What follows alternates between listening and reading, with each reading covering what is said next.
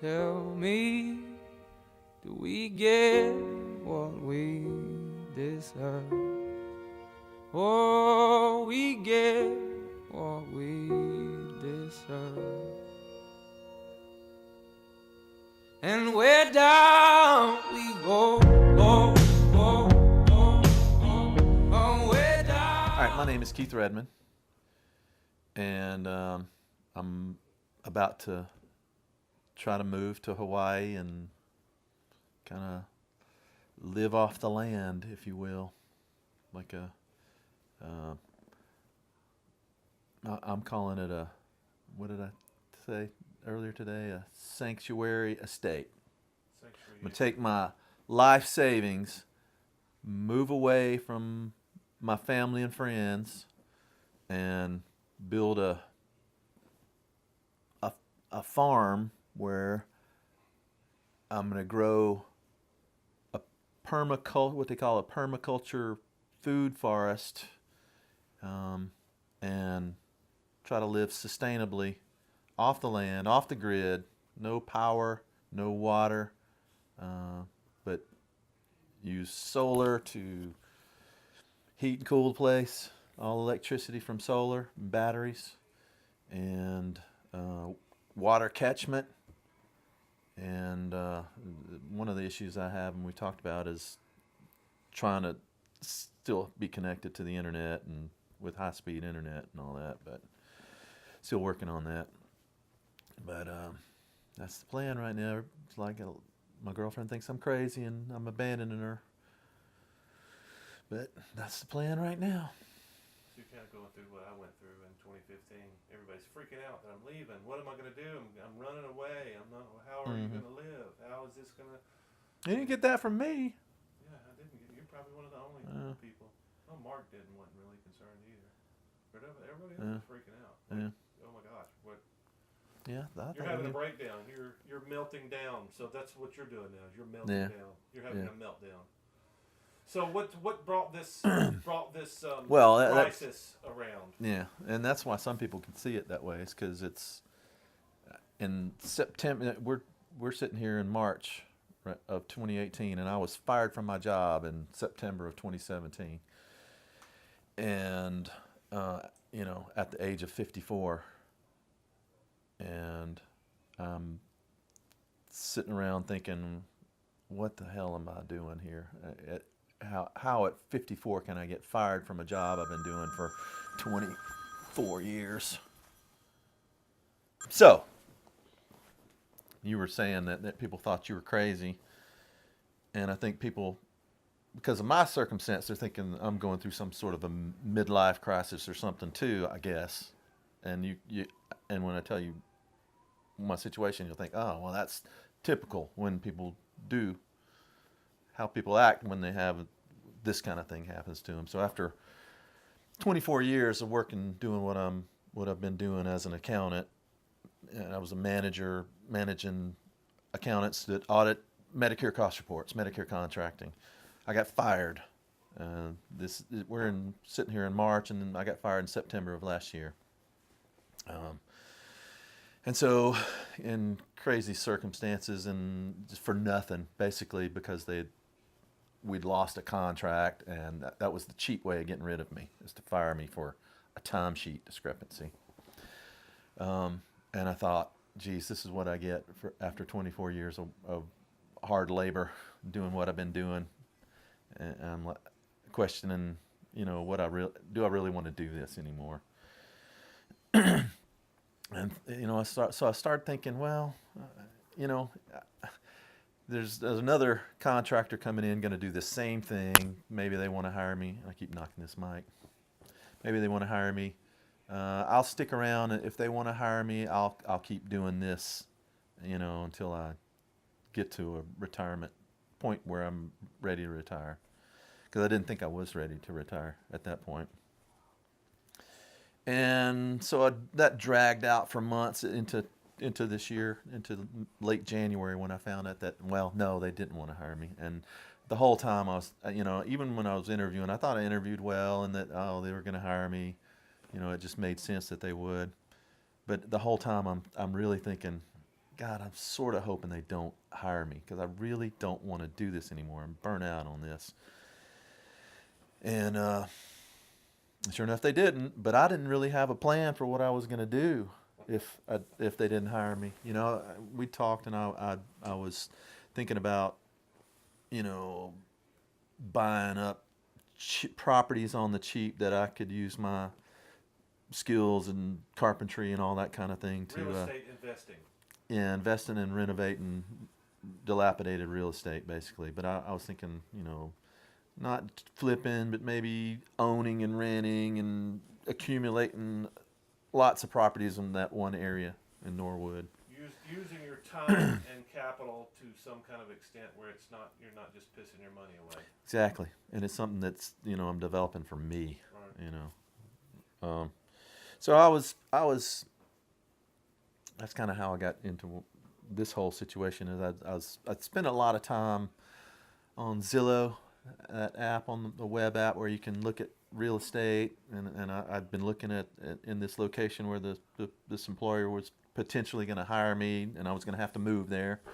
So I was looking in another part of the country at land, real estate, homes and stuff, and I'd been looking in the Birmingham area for these properties as well. And while I was on that app, I was thinking, well, geez, this is a pretty cool app. You know, you could look anywhere. I looked in homes in California just to see what they were pricing them at. I looked in Hawaii to see what they were pricing homes at in Hawaii, and I was kind of taken it aback when I looked at the prices in Hawaii. Very expensive, you know, 2-bedroom, 1-bath homes for $600,000, $700,000, or you know, undeveloped property on Oahu, $1.8 million. And I looked across several of the islands and saw, wow, this is interesting.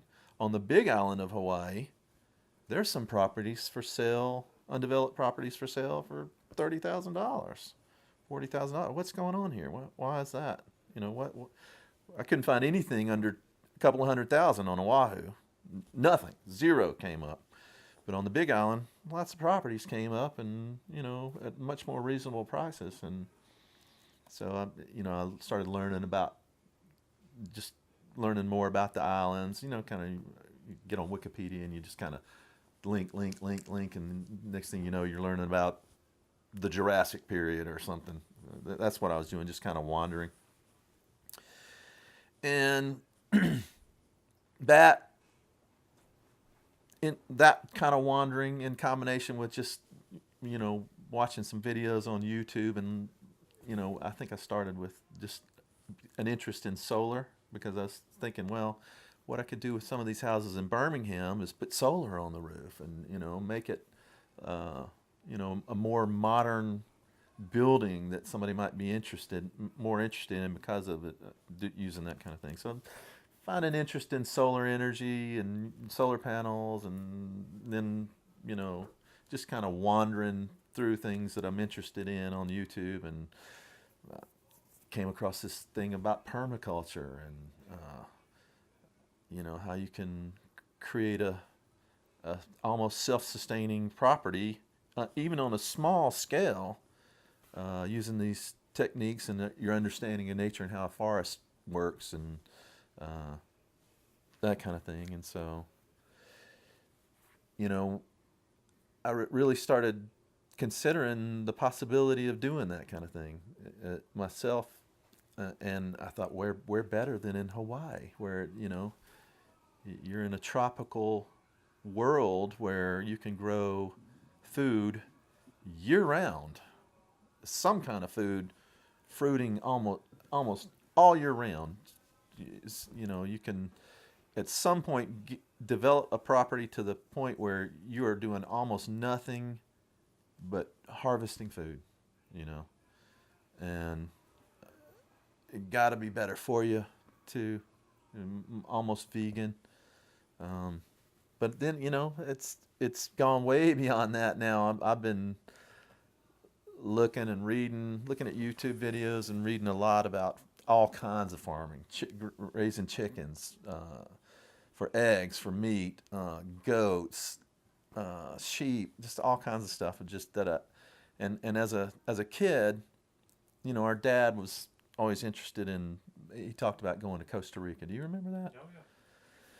Mark And still and talks doing about it. really Oh, yeah. Costa Rica? Oh, yeah. Why? Well, he lives in Panama, so. Yeah, yeah. But he was interested in farming, and we actually bought some land in Altoona, Alabama, and so it kind of rubbed off on me. I read a lot about farming, and I was always enamored with the idea of having a property and developing it out into something that's a paradise kind of thing. Just getting exactly what you're building ponds and lakes, and You know what they call that? crafting that That whole thing, that idea of doing that. homesteading. Homesteading. Yeah, I want yeah. you to say the word. Yeah, and that's when I'm searching on YouTube, I'm looking for permaculture homesteading and things like that, because that's the things that pop up when I do that is exactly what I'm looking at. So tell me the fascination with permaculture. I'm still not It's exactly. It's it is that. responsible use of the land growing. Sure, something. sure. Is that what it's all about, or what's the Well, what should I mean, I divine from permaculture? I think one thing I need to keep in mind is what. I think what the gurus of permaculture are trying to do is save the planet, okay? Because the only way there's no way to, what they will tell you is there's no way that agriculture as we know it today can sustain the world's population for today. And because it just depletes the resources that we have. Most of the soil is being, washed away into the oceans, and killing the reefs at the places where it washes in, things like that. And you can't keep killing off all the insects and the other plants that because agriculture as we know it is monoculture farming. You're planting corn, and you've got thousands of acres of it. And so this is an alternative to that is really very local. It's not, it's difficult. One of the problems with permaculture is it's difficult to do on huge scales the way we do agriculture currently.